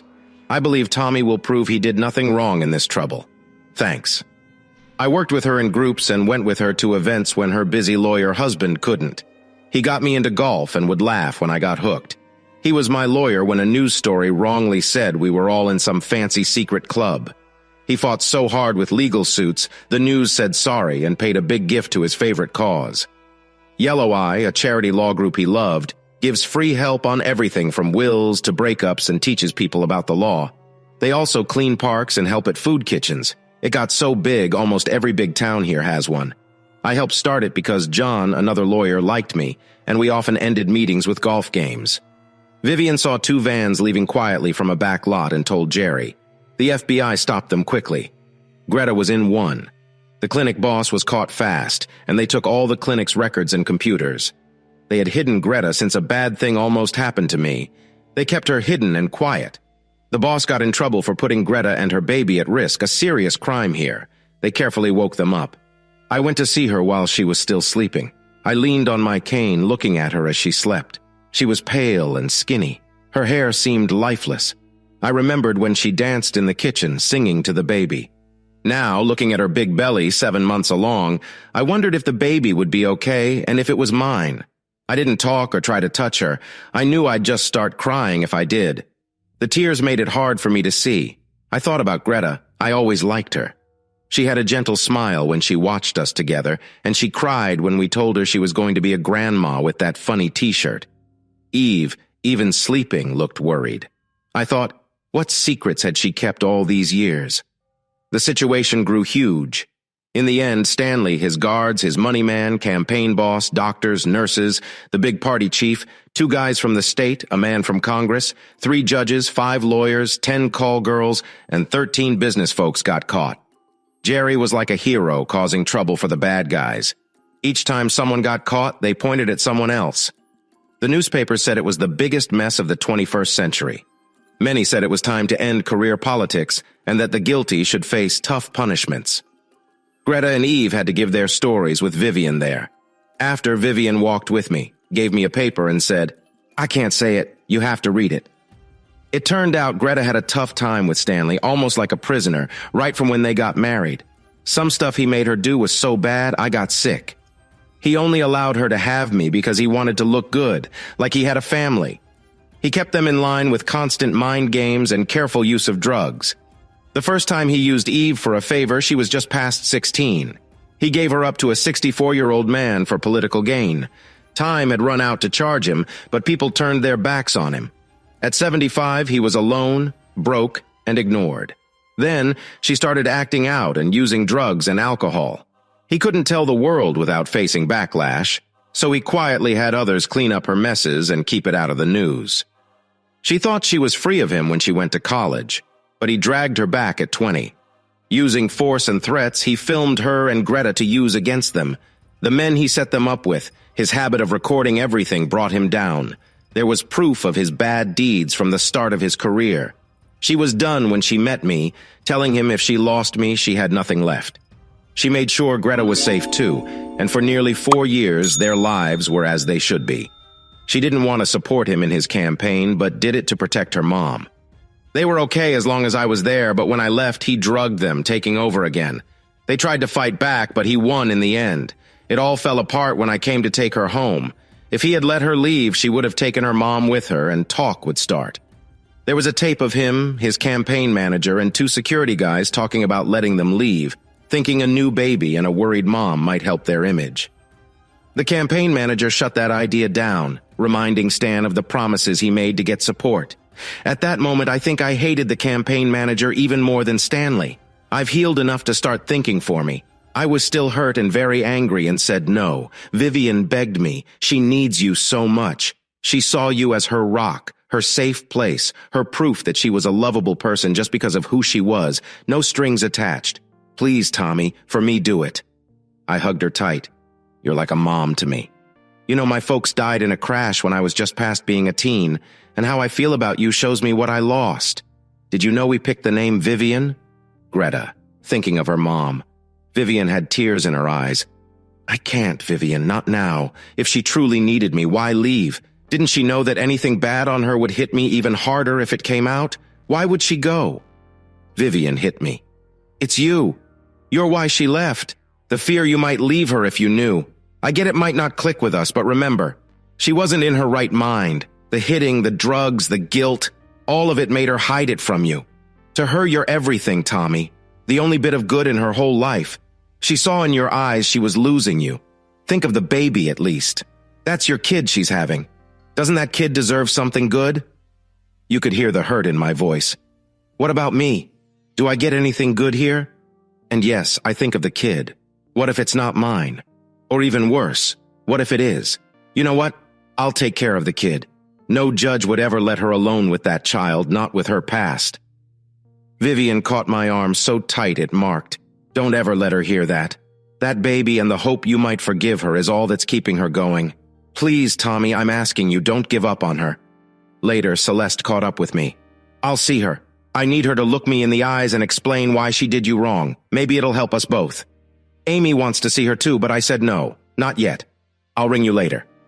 Celeste went to see her and talked to Greta. She didn't share much about their chats, but she did say her doctor really wanted to talk to me. Like, she was kind of begging. Celeste, Amy, and Vivian pushed me for 3 days until I said yes. I think I caught them off guard when I set my own rules. This isn't about me. If I feel she's pushing an agenda or tries to guide me where I don't want to go, we're done. I can choose not to answer her questions, but if she doesn't answer mine, we're done, and she has to know this up front. She can't bring up Eve at all. It took her 2 days to say okay to my terms. She was taken aback when I wouldn't meet at her place, but made her come to mine. I made sure we were alone. I didn't offer her a drink or anything, just had her sit on the couch. First off, thanks for coming. Your place is nice. Thanks, but call me Mr. Yont. We're not friends or anything. You're like a salesperson, selling something I might not want. So let's keep it professional. I'll cut to the chase. What do you want? She went red. I had cornered her, so she had to think fast on what to say without making me mad. It took her a bit to figure out what to say next. To be blunt, she's not doing well. We cleaned the drugs out, but she's not getting better. She needs... I've spent a lot of time with her. You're what keeps her going, her proof that she was worth something and deserved to be happy. By pulling away, you're breaking her. If it wasn't for the baby, I'd fear the worst. Please, you don't have to plan ahead, just be there for her. She needs you, Mr. Yont. She waited, hoping I'd say yes. Let's chat, Doc. Since we're into talking about your patient, does the rule of keeping things secret cover me? Can you share what I've said today with anyone else? She was okay with our chat being private. I saw her gasp when I lost it. You know, doctor, I'm done with being told how to ease pain, what moves to make for her to heal. And there's more, Doc. Enough is enough. I'm fed up with folks saying I should help her. Did I mess up the marriage? Is there a video out there of me in a bad scene just to help her dad win a big vote? Did I let her get hurt badly, then filled with drugs and hidden? She's stuck in a place that keeps the real world out. I have to deal with crazy stories, the gossip papers, and the stares and whispers when I'm out and about. Try being me, doctor, and then talk about compassion. This talk? It's done. Goodbye, doctor. Enjoy life. I didn't slam the door, but I sure came close. I felt a bit sorry later. She was drugged and kept away by force, but boy, did it feel good to let it all out. Maybe I should see a therapist. I wasn't just sitting around during all this. My lawyer got in touch. Time to keep your stuff safe. Remember the prenup we made for laughs? It might have been a joke, but it's still the real deal. I remembered I didn't want the cash, but it was a way to make her confess she did me wrong. He locked down all her stuff using the prenup. I made sure he told her all she had to do was own up to her mistake, and she'd get it all back. But she had to do it out in the open, my way. She said no. Greta was out of the hospital, but hiding in a fancy clinic for trauma and abuse cases. She wasn't stuck there, even though they didn't like it when she left. There was a knock on my door, and when I opened it, there she was on the ground. Greta, what are you doing? I'm begging, Tommy. You must see her. She won't eat. They feed her with tubes now. They're scared for the baby. I'm lost, Tommy. I've got nothing. No pride, no hope. And my family might be gone soon. I'll do all I can. Do you get it? Anything to help my girl and her baby. Please, Tommy, please. I lifted her up and took her inside. You're not by yourself, Greta. I always liked you and saw you as the perfect grandma. Vivian does care for you, even if she keeps quiet. I read your words. None of the bad stuff was because of you. It hurt me to know. I'm here always. Whatever you need. I need to save my girl, your daughter, and our baby. Please. I'm coming too. The hurt was too big. I broke down. My kid and the woman I love were in danger. I rushed to get her into the car. She was so pale, so thin, she looked like a ghost.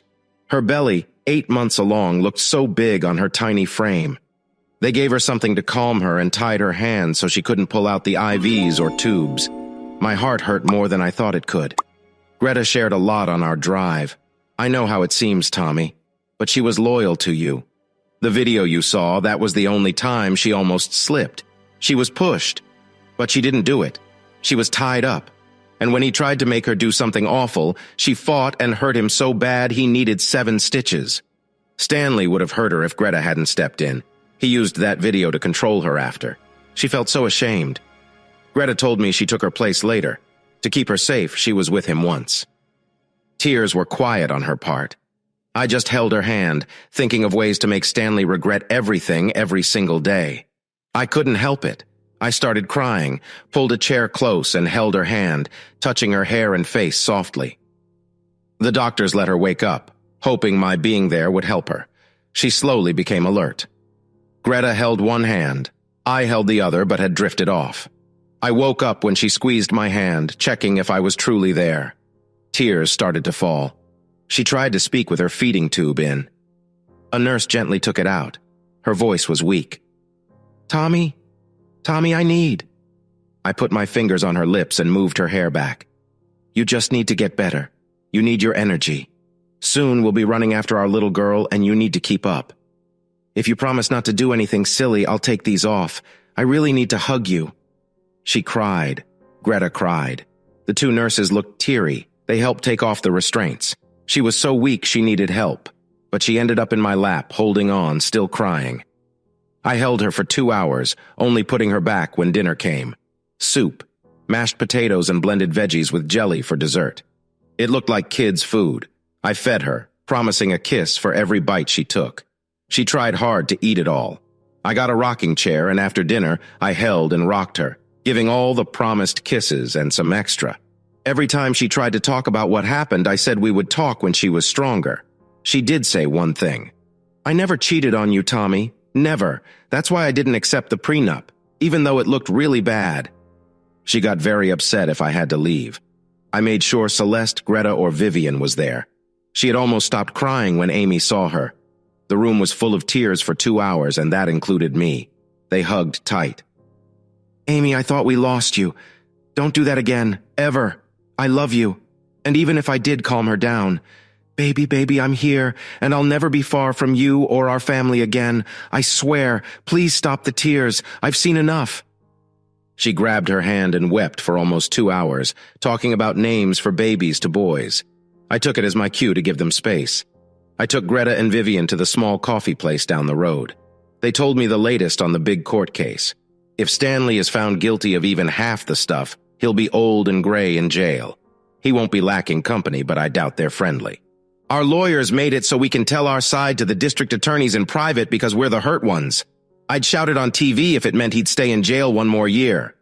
But we have to think of Eve. Are you going to speak up? I grabbed Brett's hand. Yes, as loud as I can.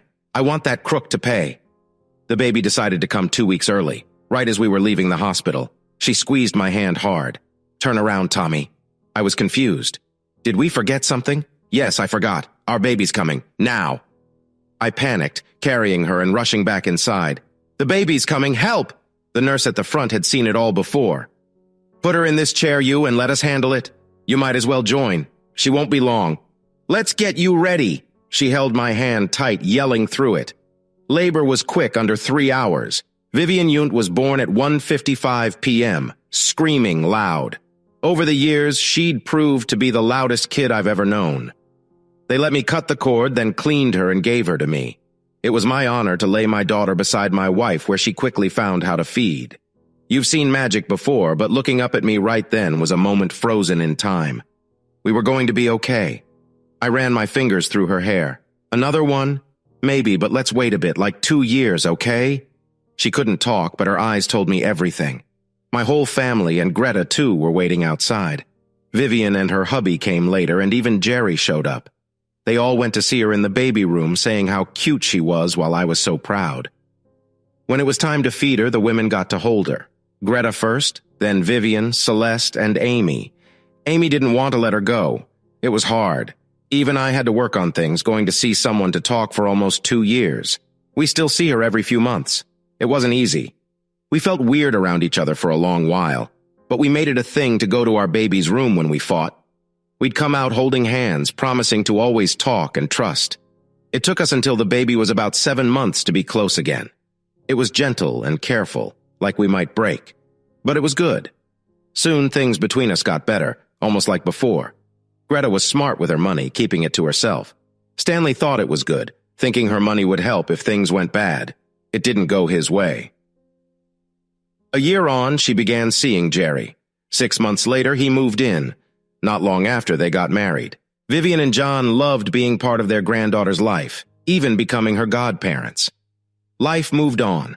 Her grandma ended up being a big judge, and her grandpa was the boss at the state crime place. As for Fred, he retired after 20 years with the sheriffs. I made him a partner, and he looks after our business now. As for me, I had a new job. The mess from the scandal was huge and kept going as more bad news came out, hitting both sides hard. Jerry was like a tough dog, never giving up once he got going. In the next few years, we had a bunch of quick votes. They picked a yes man to take Stan's place, but he was so bad that when his time was up, his own group didn't want him back. The race got tight because an independent person joined in. Early on, they wanted to talk to me. I had no clue why. You know, the fight for freedom long ago was partly about money matters, paying taxes but having no say, and how long-term politicians weren't the plan. You were meant to leave your field or shop, do your bit, and then go home, making space for the next person.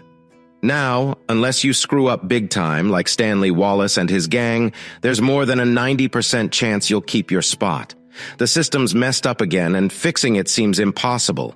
The reporter was caught up in this idea. So in an ideal place, there'd be no long-term politicians. I doubt it'd be perfect, but sure, it'd be better. He kept on it. So in that kind of world, you'd step up to lead? I just laughed. Maybe, but I'd be terrible at it. I'm too straight up.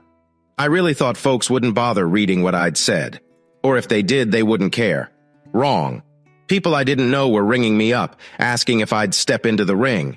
I kept saying no. But then, unexpectedly, my old political crew turned up. Billy Grant, Zane Williams, Jerry Smith, and naturally, that Emerson. To say I was shocked is an understatement. Seeing their smiles, I got a bad vibe. Hey guys, been a while. What's going on? They all smiled bigger. You are, mate. How about becoming a state rep? I pulled them in for a hug and welcomed them inside. We spent time catching up. Billy taught politics at a small college. 2 states away, Zane and Jerry ran a group that guessed how well people running for office would do. They were right 93% of the time. Most times they were wrong because of secret bad things about the person running. They got a small team to look into things for them, just for their use. This guy had helped a lot of people get elected. He had a good track record. He was happy to see them, thinking back on better days. They all liked the idea. Billy had 2 kids. Zane was single after a divorce, no kids. Jerry was gay, with no steady partner. They asked about going back to that tough world of politics. No way. Why would I want to go back after all the trouble? They said it was a chance to do things right and help give the power back to the people. Think it over. What's there to lose? I had doubts. You guys know what we went through. You weren't here. You can't understand. I looked at Eve. Do you really think this is smart? She stared back. It's a great idea. What kind of future will our kids have if no one stands up for what's right? It could make things better for us, too. A way to make up for mistakes, to fix things for my family. I was surprised we were even talking about this. After much talk, they convinced me to ask others. Vivian, John, Greta, and Jerry all said yes. My folks, and mostly Celeste, thought it was a top-notch plan. So the team gathered 3 weeks later. We got to throw a party, they said. Why, I wondered. Why not just go solo? Jerry broke it down for me. It would look bad. Even with the cash battle, you were with a team that thought like you. You need to give folks something to get behind, to bring them in. Alone, you'd seem like a sour solo act and you'd stand no chance. I listened, amazed. Sometimes I forget how clever or sharp on politics she was. They're thinking. I've got ideas, she announced. We listened. Your key point in that talk was that being in politics too long is no good. Go with that. Talk about how a person should have just one go to make things right before stepping aside for new ideas. Go with that. She paused. Plus, I can't bear the thought of being a politician's wife for more than a go. So we took her thought and ran. We formed the One Chance Party. Bill got us buzzing on the net, sharing bits of our thought before putting up a website. The idea was super straight. If you're in politics at the state level or higher as a member, you promise to only serve 1 term. If you're voting, you promise not to back anyone who goes for more than that. Simple. Serve with pride and do right. Leave with respect and pride. That was our catchphrase. Sure, it was all on Eve's dime. It was just a ground movement, not official with nobody running. So we could spend what we wanted. After a month and 25,000 names, the least to start a party, we made it official and signed up. telling everyone I was running for state senator in the 9th District. It threw the old political heads for a loop, and they rushed to stop us. Thanks to Thad's team and help from John, they couldn't do much because of a big issue with the Tea Party. They didn't try hard, seeing us as just a bother. Our lawyers made sure we did everything right, paying close attention to every detail. The first bit of money was from us, but soon we started getting more from other people.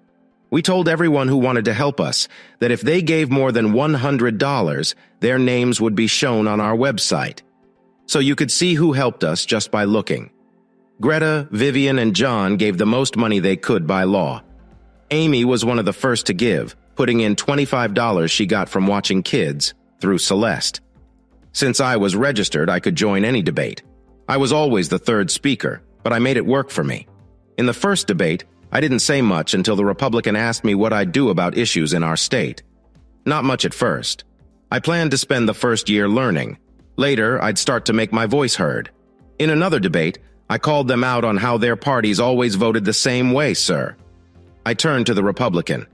Last year, your party always voted the same, 8 times out of 10, everywhere. Do you agree? He had to because everyone knew it was true. The Democrats laughed a little. Then I looked at him. And you, sir. Your party did the same, 9 times out of 10, right? He agreed. So I asked them, if you're both only working for your parties, who's working for the people?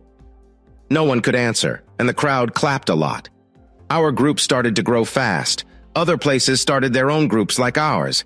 We made sure they followed what we believe. I was out there talking to people on radio and TV, but not too much. I picked a special saying for my last debate. We put it everywhere, even on big signs. Who's fighting for us? Call your leaders and ask. If their reply is no good, check out onechanceparty.com. We rocked it there and got a bunch of folks to join. Greta had my back the whole time on the run. At first, they were all jittery, but I was all in. By then, most secrets were out anyway. They gotta see you. Let all know. Even if you wish to forget the past. You're looking ahead. It might sting, but I'm not hiding because of you two. I really need you both close. Greta was a gem. Her thoughts were spot on. She wasn't just a Pole's wife for nothing, even when things got tough. Vivian and Jerry kept their distance for clear reasons, but they still showed up at dinners rooting for us. I told the news folks straight, old news is old news. Anyone digging up dirt or nagging got ignored at Q&A time. They caught on quick and zipped it. Amy was in middle school and they had a pretend vote when she found out our party was left out. She fought all the way to the school board, catching local eyes. The school let our party in, and Amy ran. She won with 60% votes. It was golden for us. In the end, I won, getting declared the winner well before all votes were counted. I had 18,000 more votes than my party folks. The big news folks noticed us. You might recall my time in office. Got lots of looks for calling out bad spending and refusing shady deals if it didn't help my folks back home. When it ended, I stuck to my word and came home, even with folks asking me to stay. I said no thanks. In my goodbye talk, I thanked all who stood by me and remembered the promise I made from the start. Our group was big, spread across the country, a known third group. One place messed up, but then 2 in the state and 2 in the whole country got to run with our group's sign. Big signs went up all over that place, showing these folks with liar on their faces, telling people to check a web page to see their promise signs. They all lost, went back to their old groups, and then vanished from the public. Was our country's way better after? History will have to say. After my time in office, I went to see a jail downstate. I was surprised he added me to the visit list. He looked smaller, had less hair, and it was nearly all white. I knew he got hit a few times. His hard stance on crime was well known. Probably in every jail there were folks with more time because of him. He came over, slow. I saw a scar on his face and knew what it meant. Seems he and someone in for life got close, been so for 3 years. Here to make fun of me? He kinda spat out. But there was no real heat in it. Nah. If I never see you again, it'll be too soon. You're the worst in my eyes. I once wished you'd die. But thinking over, I'm happy you're stuck here for life. Hope it's a long one. I let out a breath. Your wife and kids sent me. I wanted to show him something. Took out a photo of Greta Jerry from a trip, looking good, even with years on her. Could have been you, jerk, if you cared a bit for her. He didn't move, but his eyes got sharp. This. I showed a different photo. It was his first granddaughter, Vivian, on her third, trying to put cake on her mom's face, both laughing. She's grown a bit now. I showed him one more picture of a little boy about to nap on me. This is Thomas, your grandson, your niece too. We call her Induce. I showed him another one, a nice shot of Eve with her kids, her baby bump showing 7 months in. I gave him a baby scan picture. And this is Amy, your second granddaughter, Celeste. Eve wanted you to know that despite what you did to her and her mom, they turned out okay. They're loved and cared for by good people. She wanted to show you what life you missed for not being kind. I stood up to go. I did what she asked, and I wouldn't stay more. As I left, I heard crying. I turned back. He was still there, tears falling, asking in a shaky voice to keep the pictures and the baby scan. At first, I didn't want to leave them, but then thought it'd hurt him more, reminding him of what he lost when he passed away 7 years later. His cell was filled with every picture I sent. When they told me he was gone, I felt no need to claim him or go to his send-off. What happened to his remains, I don't know. In the end, he faced the music and I moved on with my life. Hey, listeners! If you enjoyed watching this video and want to stay updated with our latest content, don't forget to hit that subscribe button and turn on notifications. You won't want to miss out on what's coming next. Thanks for watching, and see you in the next video with Queen Cheating Tales.